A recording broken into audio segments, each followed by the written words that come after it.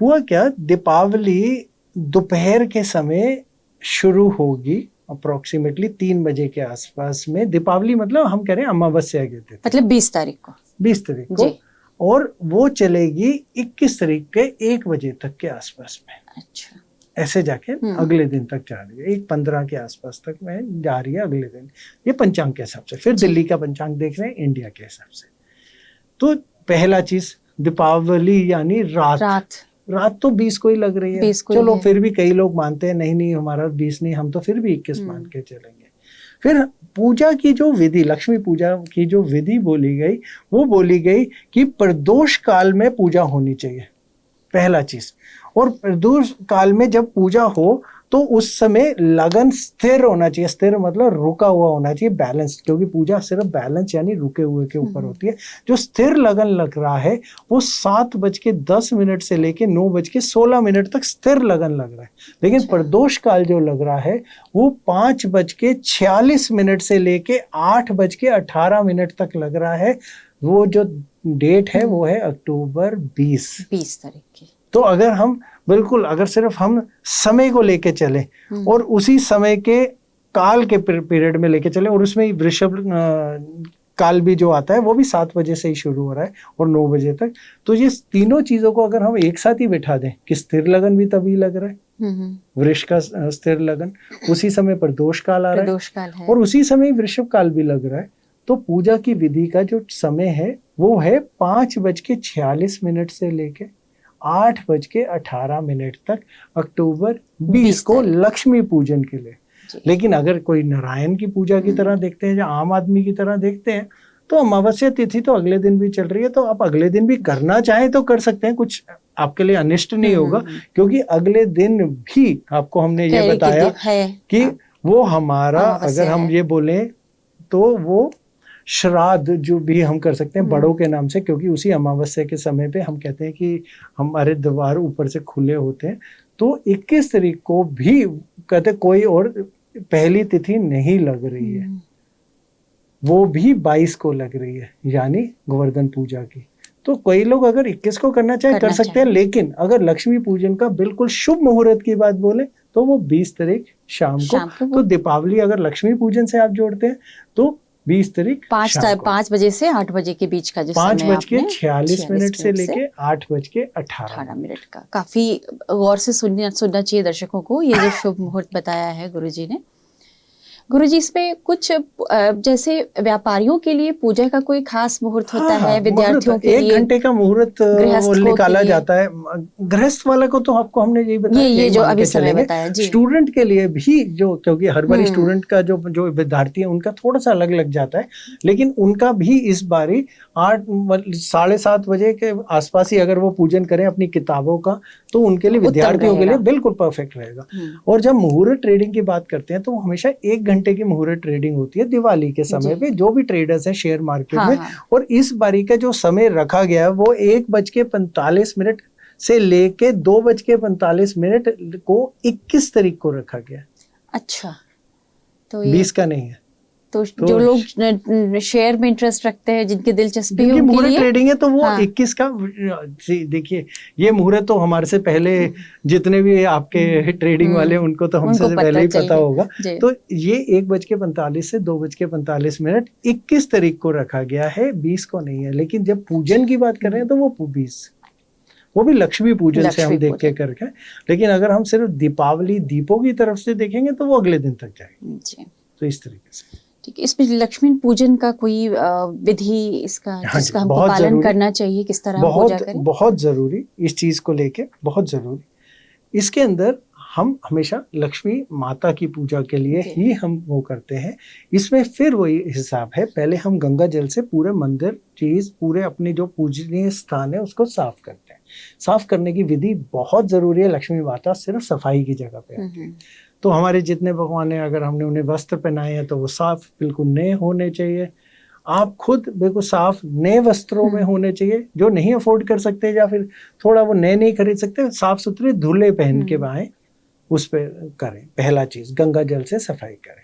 इसमें कलश का महत्व बहुत बड़ा आता है, आम के पत्तों का महत्व बहुत बड़ा आता है और नारियल का महत्व बहुत बड़ा आता है। तो आपको एक कलश लेना है, उसमें जल भरना है, उसके अंदर कोनों में आम के पत्ते लगाने हैं और ऊपर से नारियल रखना है, जिसकी स्थापना करी जाती है। ये लक्ष्मी रूप की तरह देखा जाता है हमेशा। गणेश जी और लक्ष्मी जी को स्थान दिया जाता है, गणेश जी को पहले लेफ्ट की तरफ को और लक्ष्मी माता को राइट की तरफ को। ये भी है उसके अंदर विधि का बहुत जरूरी हिस्सा। आपको अपने लिए साफ आसन पे बैठना होता है। पहला चीज आपको प्रण करना होता है कि हम जो कर रहे हैं, अगर कोई हमसे कमी रह जाए तो आप हमारे लिए क्षमा करिए, और हम अपनी तरफ से अपना जितना अच्छा हो सकेंगे वैसा करना चाहेंगे। और उसके बाद जो सबसे जरूरी, हमारे क्या क्या हमें सामान रखना होता है, तो हमें कुमकुम यानी सिंदूर लेना होता है। उसके अलावा हमें चावल चाहिए होते हैं। इसके अंदर हम जो लक्ष्मी माता का, जो कुबेर माता का जो धन का रूप हम मानते हैं, जो बहुत अमीर लोग नहीं थे उनके लिए हम जो मानते थे, वो चीनी के खिलौनों को मानते थे। अच्छा। चीनी के खिलौने हमारे उसमें चलन में बहुत टाइम से, तो चीनी के कुछ खिलौने, कोई भी लड्डू, कोई भी लड्डू, कोई भी खील, लड्डू और खील नॉर्मल वाले क्यों हमेशा माने गए, जिनके अंदर आपने देखा होगा मूंग दाल के लड्डू भी यूज करते हैं या खीलों के लड्डू भी इस्तेमाल करते हैं। जो आदमी जो गांव में होते थे उनके लिए खाने में खील ही सबसे जरूरी चीज गिनी जाती थी। तो ये अन्न के रूपी में भी देखे गए।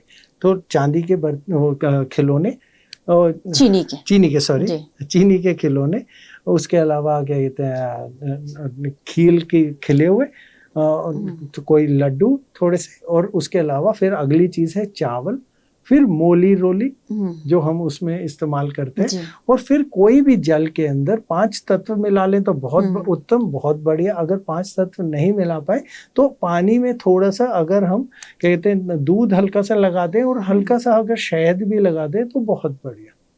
यहाँ पे बहुत जरूरी चीज, हम तुलसी का इस्तेमाल बिल्कुल नहीं करते हैं। अच्छा, इसके पीछे वजह क्या है? कारण यह है कि अगर आपको पता हो, विष्णु जी तुलसी माता के पास चले जाते हैं 1 महीने के लिए, अगर आपको पता हो, तो इसलिए उस पूजा में तुलसी माता का स्थान नहीं होता है। तो ये नहीं होता कि आपने अमृत बनाया और उसमें 2 तुलसी के पत्ते डाल दिए, नहीं। दूध, दही और शहद इसका इस्तेमाल किया जा सकता है। दही 5 अगर तत्व करें तो दूध, दही, शहद, कहते हैं पानी और हल्का सा घी लगता है, और बस इतने से 5 तत्व बन जाते हैं। तो ये उसके साथ में रखा जाता है। भोग में जो चलन है, या तो आप कोई भी मीठा बना लीजिए, नहीं बनाते तो आप काले चने भी बना पाते हैं। अच्छा। सूखे काले चने भोग में बनाए जाते हैं। तो ये आप चीजें करेंगे, और आपको फिर वही, जब पहली पूजा जो चीज करी जाती है वो गणेश जी है, गणेश वंदना, गणेश आरती, गणेश जी का कोई भी मंत्र से आप शुरू करते हैं। फिर वही है लक्ष्मी माता की पूजा करते हैं, तो लक्ष्मी माता की या तो आरती करते हैं या लक्ष्मी माता के किसी भी बीज मंत्र को लेके करना शुरू करते हैं। तो मेन पूजा तो इन्हीं 2 भगवानों की है। और ऑप्शन अगर आपको साथ में मिलती है तो अगली ऑप्शन में सबसे पहली पूजा आती है कुबेर जी के लिए, क्योंकि वो धन के देव माने जाते हैं। फिर उसके बाद फिर ऑप्शन के अंदर, क्योंकि उनके साथ जो जो देवों के नाम जुड़े हैं, जिसमें हनुमान जी भी आ जाते हैं, नारायण भी आ जाते हैं, और सरस्वती माता भी इनमें आ जाती है, तो फिर वो देवों का साथ में पूजा हम साथ में कर सकते हैं। तो लोग शिव जी की भी करते हैं साथ में। तो आपकी जैसे आपकी पूजा की आपकी मान्यता है वो है, लेकिन बेसिक गणेश जी और लक्ष्मी जी की। जब ये पूजा का पूर्णता हो जाता है तो हम उस समय जो माता का दीपक हमने जलाया होता है, या घी से या सरसों के तेल से, बेस्ट होता है चरोख, 4 मुंह वाला दीपक जो उनके लिए जलाया होता है पूजा में, उससे हम बाकी दिए या फिर मोमबत्तियां जला के पूरे घर की सजावट करते हैं। पूजा के बाद उन्हीं दियों को उठाकर आप और और दिए जो अलग-अलग हिस्सों में रख सकते हैं, अलग-अलग हिस्सों में रखते हैं। उसके अलावा एक दीपक पीपल के पेड़ के नीचे जाता है, एक दीपक चौराहे पे जाता है, एक दीपक जिसको हम कहते हैं कुएं पे या पानी के स्थल पे जाता है। उसके अलावा ये 3 दीपक अलग अलग ऐसे बांटे जाते हैं, 3 जगह रखे जाते हैं। फिर उसके बाद अपने बड़ों का आशीर्वाद लीजिए और दिवाली को आप मनाइए। यही इसकी परंपरा है।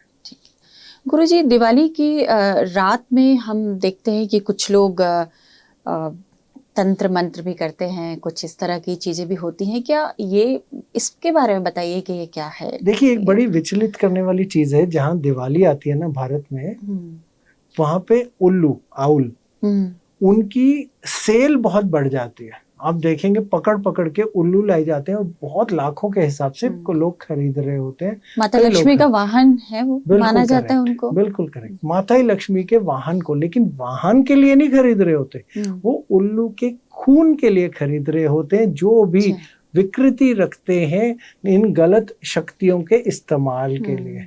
इसीलिए हमेशा बोला जाता है कि अगर आप दिवाली के दिन बाहर निकलते हैं तो अगर कोई आपका जानने वाला आपको आवाज दे तो आपको उसकी तरफ उससे बात नहीं करनी है, पीछे उसको जवाब नहीं देना है।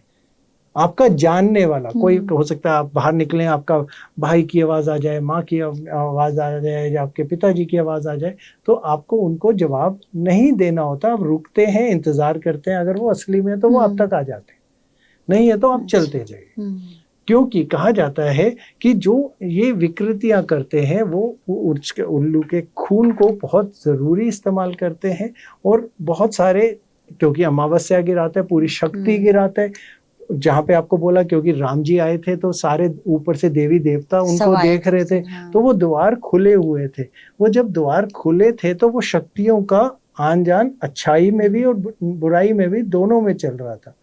तो वो उन शक्तियों में से किस शक्ति को कई लोग काबू करने की कोशिश करते हैं और उन शक्तियों से किसी के लिए बुरा करने की भी कोशिश करते हैं। इसीलिए अगला चैलेंज ये आया था, कोई भी दिया या कोई चीज या नींबू सिंदूर वाला या कुछ आप ऐसे या कोई खून वाली चीज या कोई ऐसा दिखे तो आप उसको पैर मत मारिएगा, उसको उठाइएगा मत, क्योंकि अगर आप उन पे पैर रखते हैं या उनसे उठाते हैं तो जो किसी ने विकृति करने की कोशिश करी है वो आपके अंदर की तरफ आप पे कब्जा करती है। क्योंकि ये जो भी विकृति होती है ये आत्मा पे काबू करने की कोशिश होती है, आपकी अपने अंदर की आत्मा या चेतना को, फिर उसी शक्ति को वो अलग अलग तरीके से इस्तेमाल किया जाता आपके आसपास। तो बस वैसे बुरी शक्ति कुछ होती नहीं, भगवान बड़े हैं, अगर आपको भगवान पे विश्वास है तो डरने की क्या बात है। पर ये एक मान्यता चले आ रही है, आपने पूछा तो हमने उसको थोड़ा सा समझा दिया। एक और ट्रेंड देखने में आता है, अक्सर देखा है कि कुछ लोग पूजा पाठ के बाद कार्ड वार्ड खेलना पसंद करते हैं। कुछ लोग नहीं, ज्यादातर लोग खेलते हैं। तो ये कुरीति में मुझे लगता है कई बार पैसे लोग गवा देते हैं, उस दिन लक्ष्मी की पूजा होती है। नहीं देखिए, सबसे पहली चीज है कि कुछ लोग नहीं खेलते, ऑलमोस्ट सारे ही खेलते हैं हमारे भारत में, जहाँ तक हमें समझ में आया आजकल। तो कहानी, पहली चीज ये समझिए, चलन कहाँ से निकला। ये चलन ऐसे निकला कि शिव जी और माता पार्वती उसी समय अमावस्या की तिथि के दिन ही बैठ के डाइस यानी गीटों का खेल खेलते हैं। तो ये खेल के वजह से शुरू हुआ। तो वो गीटों का जो खेल होता था, ये जो जीतेगा वो दूसरे से कुछ भी मांग सकता है। अच्छा। तो ये उसी का एक समझ लीजिए मुहूर्त की तरह से शुरू हुआ कि दिवाली के समय में जुआ जरूर खेलते हैं लोग।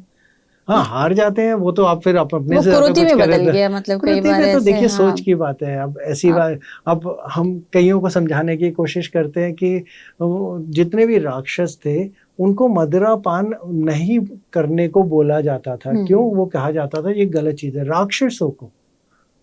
हाँ, पहली चीज देखिए। और लेकिन जब हम पूरी किताबें उठा के देखते हैं तो सोमरस की बात आती है तो वो सारे देवता ले रहे होते हैं। तो लेकिन वो अच्छी थी या बुरी थी ये तो हमें नहीं पता, लेकिन गलत तरीके से गलत इस्तेमाल में, क्योंकि कलयुग में बैठे हैं तो विकृति बहुत जल्दी आ जाती है और इंटरनेट का जमाना है, किसी ने कुछ भी डाल दिया तो बस मान लिया और हम चल पड़े। चलिए, बहुत बहुत शुक्रिया गुरुजी। बहुत दिवाली और धनतेरस को लेकर आपने हमारे कई भ्रम दूर किए, कई नई कहानियां भी बताई हैं आपने हमें, पूजा पाठ का विधि विधान भी बताया है। गुरुजी, कुछ और कोई खास बात है जो आप बताना चाहते हैं कि दिवाली के मौके पर कहते हैं कि अब दिया तो जलाओ और अपने मन का अंधेरा भी तो दूर करो, दूसरों के जीवन का अंधेरा भी दूर करो। उस बारे में आप कुछ कहना चाहेंगे कि हम दूसरों के जीवन में यदि अंधेरा है तो हम उसको कैसे दूर करें? इस बारे में आप अपने कुछ देखिए वचन कुछ इस बारे में कुछ कहिए। हमेशा जो अपने एक्सपीरियंस से देखा कि दिवाली का जो समय आया उसमें अगर हमने किसी को माफी दी तो ये सबसे उत्तम समय होता है। अच्छा। यानी लेट गो का बेस्ट समय माना जाता है, पहली चीज। दूसरी चीज, क्योंकि दिवाली एक नई शुरुआत का प्रतीक भी है और हमने देखा दिवाली के आसपास लोग जो बहुत मिठाई पार्टियां कर रहे होते हैं, उसकी अलग कुछ लोग अगर नई शुरुआत करते हैं जिंदगी की, जैसे एक्सरसाइज या फिर कोई अच्छी आदतों की, हमने हमेशा देखा वो लोग बहुत लंबे तक टिक के। अच्छा, मतलब नई शुरुआत के लिए बिल्कुल अच्छा सही। समय है ये। और इस बारी जो दिवाली आ रही है, अगर हम ज्योतिष के नजरिए से आपको बताएं, ये 500 साल में पहली बार ऐसा हो रहा है कि दिवाली के दिन शनि इस टाइम वक्री है, 500 साल में। बहुत एक अलग सिचुएशन बन रही है। और जब अमावस्या लगती है, और इस बारी जो अमावस्या लग रही है, ये हमारे कहते हैं तुला लगन के अंदर जाके लगेगी। तुला के अंदर जब लगेगी, तुला में जो सूर्य है वो नीच के हो जाते हैं, और उसी समय कुछ ही समय पहले हमारे जो बृहस्पति हैं वो कर्क में जाके उच्च के हो जाएंगे। तो जब ये कॉम्बिनेशंस बनती हैं, जो आप मैनिफेस्ट या अपने अंदर जो अच्छी चीजों को आप इकट्ठा करके उनका कोई अच्छा रिजल्ट लेना चाहते हैं, तो ये समय ऐसा है कि आप कुछ भी लेके कर सकते हैं। क्योंकि अगर अच्छाई को बढ़ाना है तो कर्मों के देव जो वक्री होते हैं तो वो बहुत आसानी से दे देते हैं, तो वो बहुत बड़ी चीज है। बस थोड़ा सा आपको अपने मन और अपने, क्योंकि मन यानी चंद्र वो भी सूर्य के साथ वहीं पे होंगे, क्योंकि तभी अमावस्या आती है, और सूर्य नीच के हो जाएंगे, तो यानी हमारी आत्मा यानी डिसीजन मेकिंग, ये दोनों चीजों पे अगर हम कंट्रोल करेंगे तो बृहस्पति जो उच्च के हो जाएंगे वो कुछ भी आपको दान दे देंगे।